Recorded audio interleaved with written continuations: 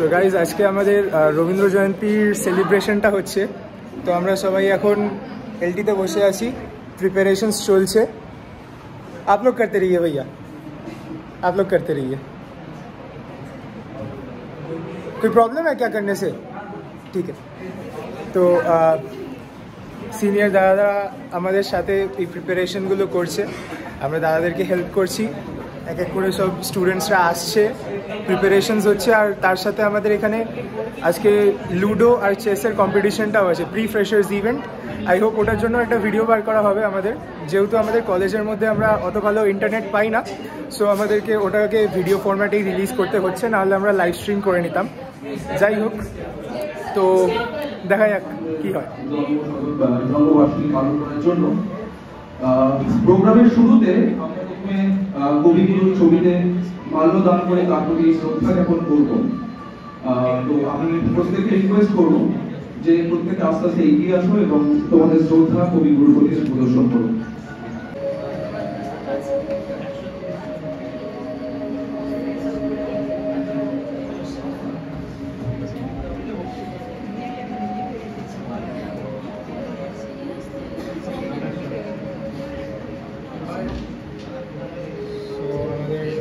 Senior ব্যাচের CR দাদা এখন এই সেরিমনিটাকে শুরু করছে।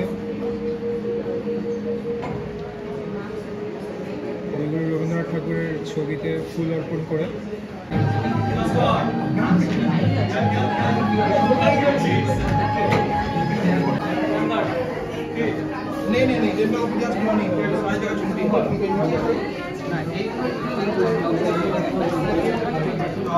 लगाना चाहिए।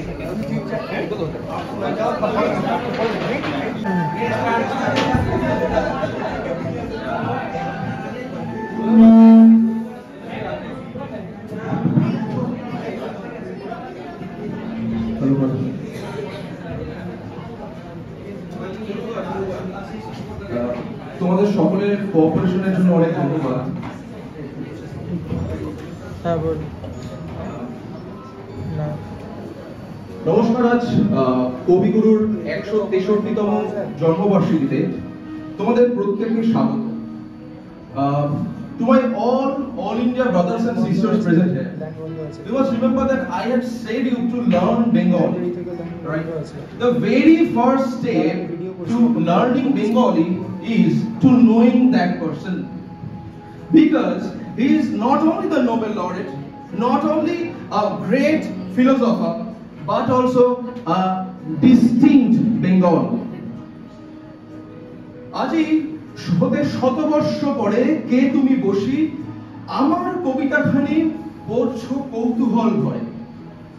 ইউনো, বাঙালিদের সম্পর্কে বলতে গেলে মাত্র 4টি শব্দ মাথায় মোটামুটি আসে।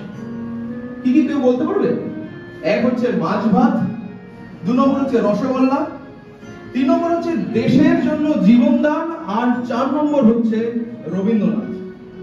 ইভেন কবিও বাঙালিদের বিষয় বলছেন যে অলস দেহকৃষ্ট গতি, গৃহের প্রতি টান, মাথায় ছোট গহরে বড় বাঙালি সন্তান। তো আমরা প্রত্যেকেই দেখেছি সেমিস্টার পরীক্ষার পর গৃহের প্রতি টান কাকে বলে, তাই না?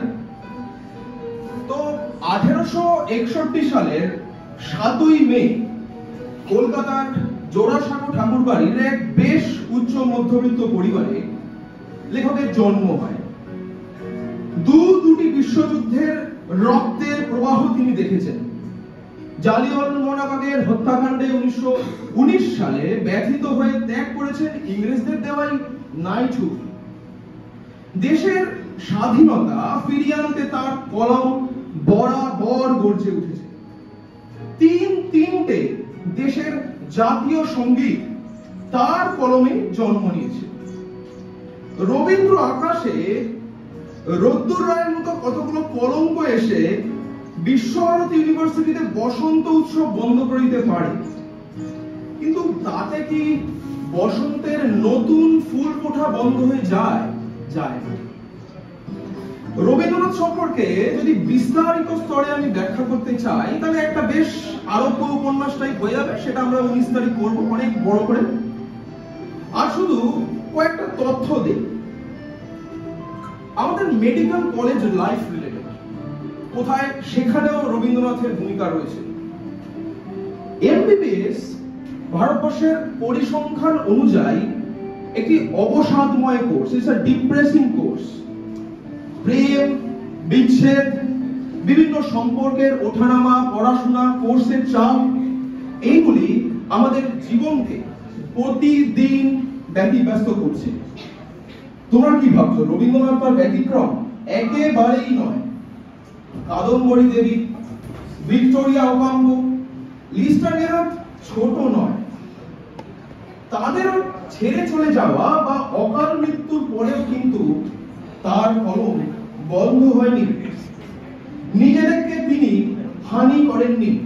আজ এনএমসি কারিকুলাম অনুযায়ী আমাদের স্ট্রেস থেকে ভারতবর্ষে এমবিবিএস স্টুডেন্টের মৃত্যুর হার বছরে প্রায় ১,৫০০। আমি কেন এই তথ্যটি বলছি? কারণ জীবনে ভেঙে পড়া আসে, প্রত্যেকটি মানুষেরই আসে, রবীন্দ্রনাথ তার ব্যতিক্রম নয়। মৃত্যু হয়েছে কাদম্বরী দেবী, ছেড়ে চলে গেছে বহু মানুষ, কিন্তু তিনি তার লেখনী শক্তিকে আটকে রাখতে পারেননি। অকাল মৃত্যু তাকে বন্ধ করে রাখতে পারেনি। তাই আমাদের মনে রাখতে হবে, শোক, বিচ্ছেদ, ব্যথা, অপমান, এগুলি আমাদের প্রত্যেকের জীবনের সঙ্গী, এগুলি থাকবে। কিন্তু বের হোক না বিচ্ছেদ থেকে, তবু মনে রেখো, বা নতুন বৌঠানের মতন রবীন্দ্রনাথের একটি কবিতা যা ছেড়ে চলে যাওয়ার পর তৈরি হতে পারে। এমনকি রবীন্দ্রনাথের পুত্র রথীন্দ্রনাথ মারা গেছেন, নিজের ছেলের শবদাহ হাতে তিনি শেষকৃত্য শেষ করে যখন ফিরছেন ট্রেনে করে রাত্রে শিলাইদহকে, তখন আকাশে চাঁদ উঠেছে। সেই শোকের আগুনে জর্জরিত হয়েও তিনি লেখেন, ও রজনীগন্ধা তোমার গন্ধ সুধা ঢালো, চাঁদের হাসি বাঁধ ভেঙেছে। দুঃখের মধ্যেও যে আনন্দ পাওয়ার একটি রসদ রয়েছে। প্রকৃতি যে আমাদের প্রত্যেকটি দুঃখের উপর প্রত্যেকদিন মলম লাগানোর চেষ্টা করে, এবং time is the best healer, এর থেকে বড় উদাহরণ বোধহয় আর নেই। ঋষি অরবিন্দের মৃত্যু হলো তো একবার বিধানচন্দ্র রায়, মানে যার নাম অনুযায়ী আমরা 1 জুলাই ডক্টরস ডে সেলিব্রেশন করব, আমাদের প্রাক্তন মুখ্যমন্ত্রী। তো বিধানচন্দ্র রায় একবার ওই ঋষি অরবিন্দর মৃত্যুর পর একবার রবীন্দ্রনাথকে দিয়ে বলছেন যে দেখুন এত বড় দার্শনিক মারা গেছে, কিছু একটা লিখবিকে দিন। তো রবীন্দ্রনাথ হেসে বলছেন, তোমাদের প্রেসক্রিপশন লেখার কবিতা লেখা কি একই না? যেরকম বলবে আর লিখে দেবো। তো কিছুক্ষণ পর তিনি বেরিয়ে হাতে একটি খসড়া নিয়ে, তাতে লেখা, আগুনের পরশমণি ছোঁয়াও প্রাণে, এ জীবন পূর্ণ করো, এ জীবন পূর্ণ করো দহনতা। আমরা আশা করব আমাদের প্রত্যেকটি সুধী ছাত্রছাত্রীর জীবন রবীন্দ্র আলোকে পূর্ণ হোক, সমৃদ্ধ হোক, এবং ভবিষ্যতে রবীন্দ্রনাথের দেখানো পথে তার দর্শনে জারিত হয়ে যেমন আমাদের প্রত্যেকটি জীবন তার মতোই পরিশুদ্ধ হতে পারে। নমস্কার।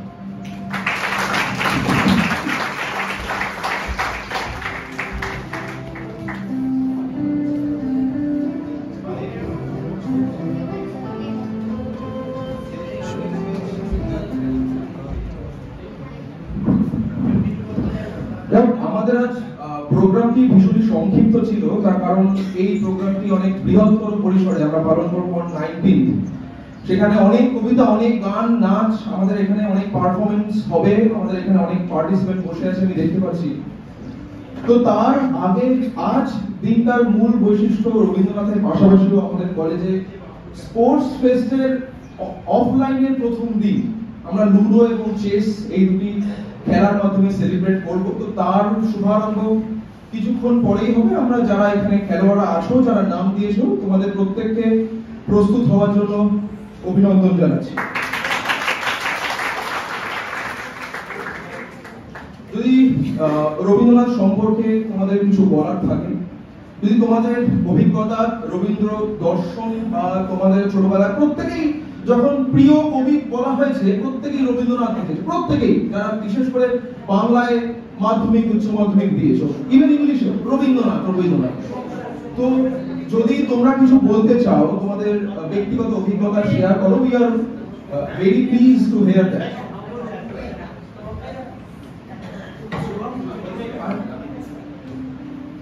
শুভম আসবে, অনবী বসে যায়। আচ্ছা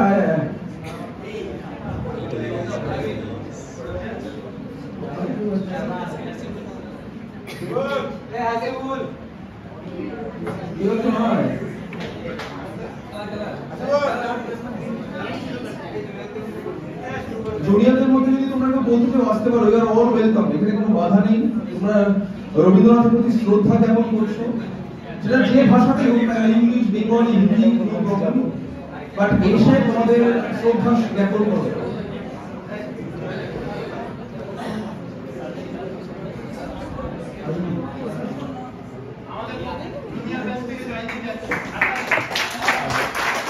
Thank you very much for joining us.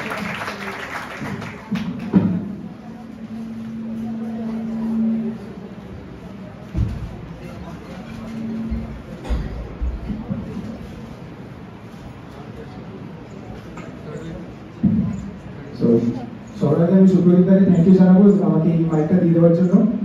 আর তারপরে রবীন্দ্রনাথের ব্যাপারে বেশি কিছু আমার বলার দরকার নেই, সবাই নিজেই জানে যে রবীন্দ্রনাথ কে, রবীন্দ্রনাথ আমাদের লাইফে কি ভূমিকা দিয়েছে।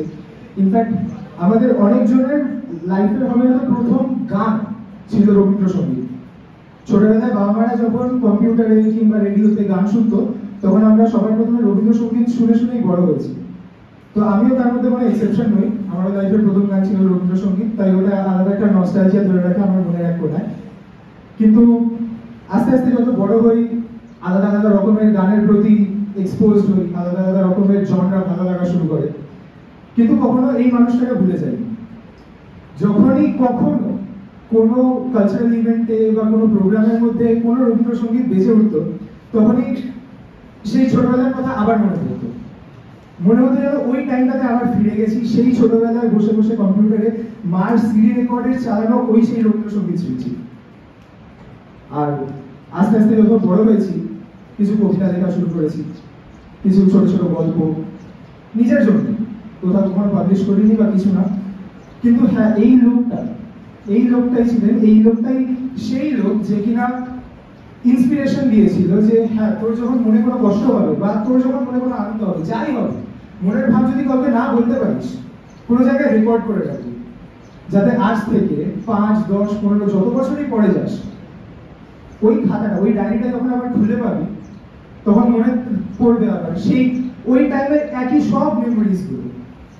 আর যেরকম সুপ্রদীপ দা আমাদের বললেন যে time is the best teacher, যদি কখনো কোনো কষ্ট হয়ে থাকে, সেটাও যদি ওখানে লিখে রাখি, আজ থেকে 15 বছর পরে হবে হয়তো গিয়ে ওই ডায়েরিটা খুলে তখন ভাববো যে কি বোকামোটাই না করেছিলাম ওই জিনিসটাতে কষ্ট করে। সো আমার আর বেশি কিছু বলার নেই রবীন্দ্রনাথকে নিয়ে। আমরা আমাদের আগামী যে ইভেন্টস গুলো আছে ওইগুলো যত তাড়াতাড়ি সম্ভব স্টার্ট করবো। তো আমি এখানেই সমাপ্ত করছি। Thank you.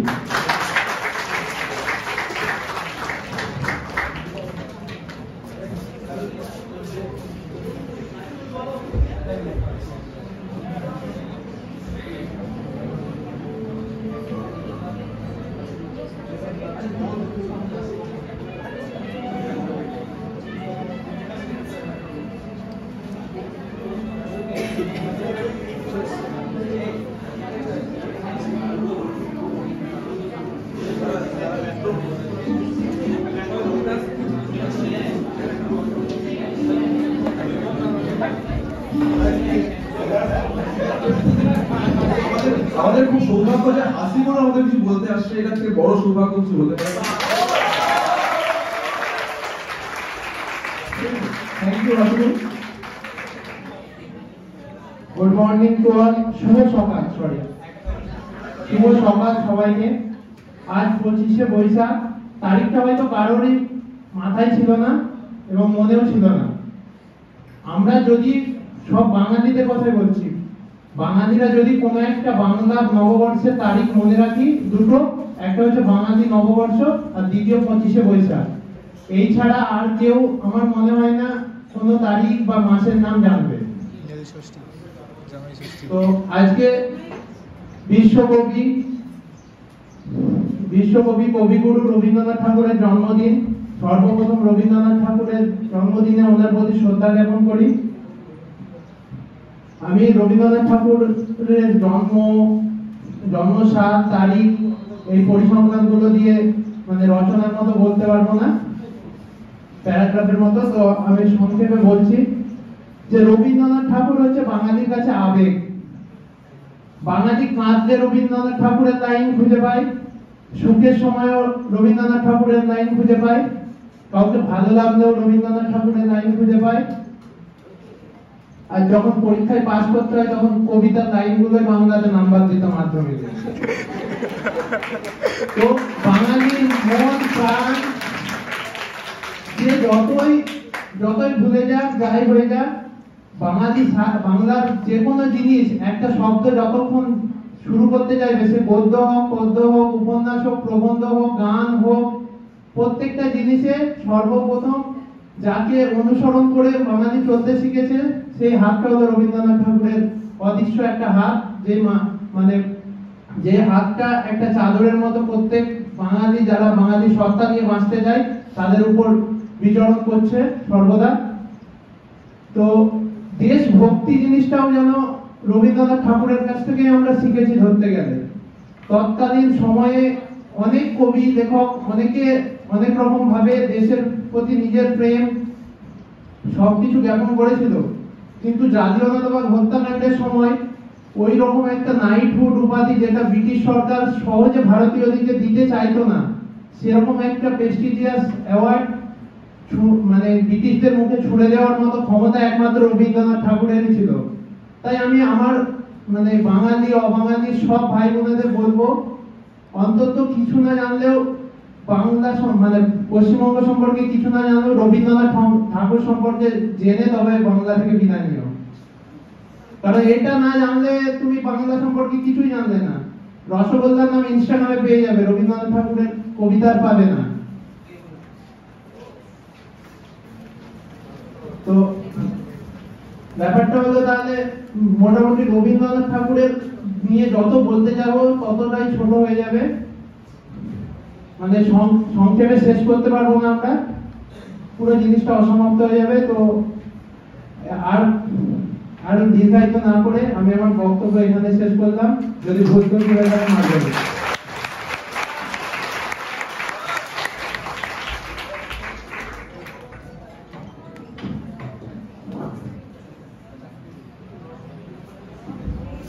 হাসিগুলো জলপাইগুড়ি মেডিকেলের কলেজে একটা আবেগ। যাই একটা গান, একটা রবীন্দ্রসঙ্গীত এখন প্রদর্শন করবে আমাদের সুধী ছাত্রী মৌলিক।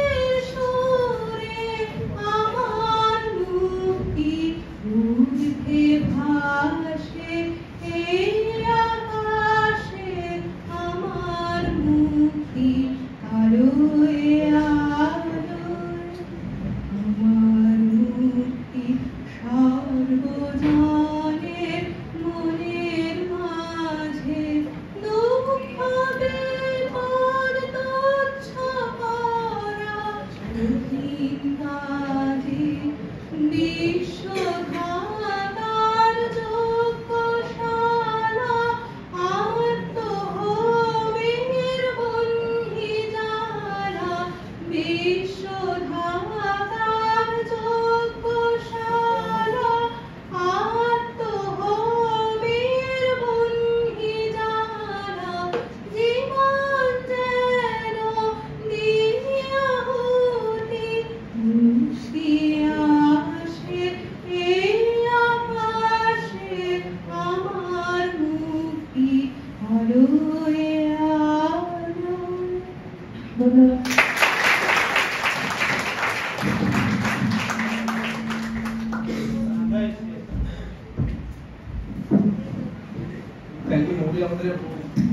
থ্যাংক ইউ মৌলি, আমাদের একটা ইনস্ট্যান্ট এক্ষুনি মৌলি এসেছিল একটা ইনস্ট্যান্ট পারফরমেন্স, এত সুন্দর একটা গান উপহার দেওয়ার জন্য। যাই হোক, আমরা আমাদের এই সংক্ষিপ্ত প্রোগ্রামটিকে এখানেই শেষ করছি।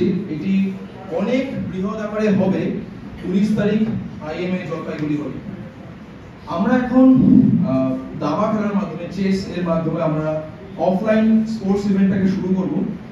এই LT2 তে হবে দাবা খেলা ডেমনস্ট্রেশন, মনে হবে chess, sorry ludo ludo ludo ludo ludo.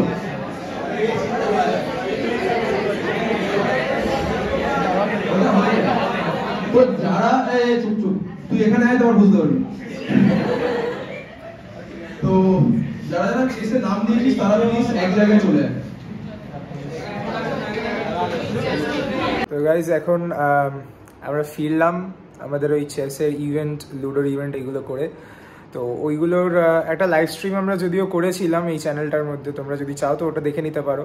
Live স্ট্রিমটা আমাদের চ্যানেলের লাইভ সেকশনে অলরেডি আপলোডেড আছে।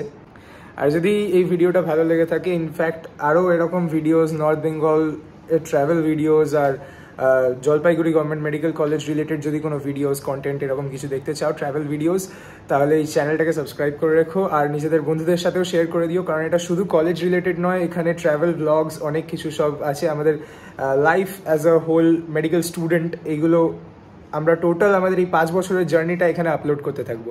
So hope you guys will enjoy it. Thank you, subscribe and see you again.